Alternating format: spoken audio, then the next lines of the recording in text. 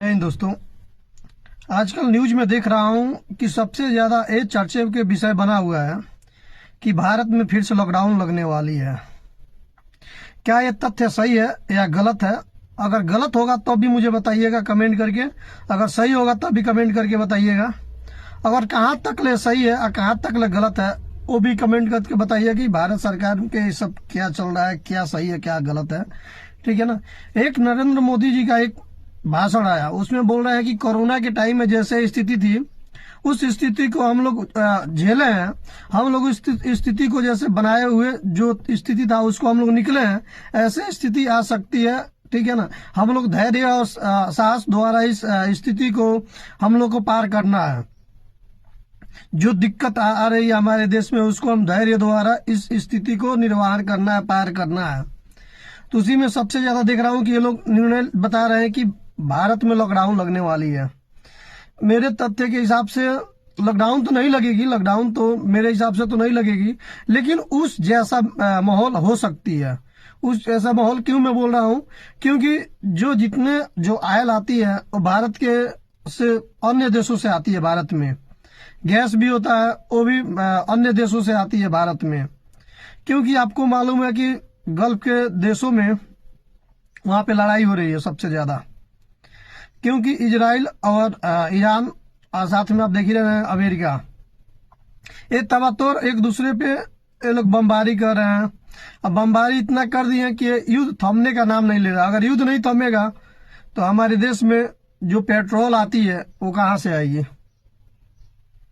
जो डीजल आती है वो कहाँ से आएगी, जो गैस आती है वो कहाँ से आएगी। और आपको भी मालूम है कि जो उर्वरक जो अथी होती है, क्षमता होती है, जो बढ़ने वाली जो क्षमता होती है भारत में, वो कहाँ से आएगी। हम लोग तो अपने यहाँ से दिखा देते हैं ना कि भाई वहां से सब नहीं आ रहा है। सोचिए भारत से भी शिप जो होता है, जो ट्रांसपोर्ट वाला जो शिप होता है, कार्गो शिप, ये भारत से वहां भी नहीं जा रहा है। क्योंकि हमारे देशों में यहाँ से जो फल होता है, जो अनाज होता है, वो वहाँ के देशों में जाता है। क्योंकि वहाँ देशों में जो खेती होती है वो कम होती है। कि हमारे देशों से अनाज होता है, जो फल होता है, जो बहुत से ऐसे सामान होती है, कच्चा सामान, तो भारत से विदेशों में जाता है। यहाँ विदेशों के लोग वहाँ उसको यूज करते हैं। हमारे देश के बहुत से ऐसे किसान है जिसकी फल हो गया, अनाज हो गया, और भी कुछ ऐसे तत्व होता है जो हमारे देशों से बाहर की तरफ जाता है, जैसे कुछ दवाई भी हो गया।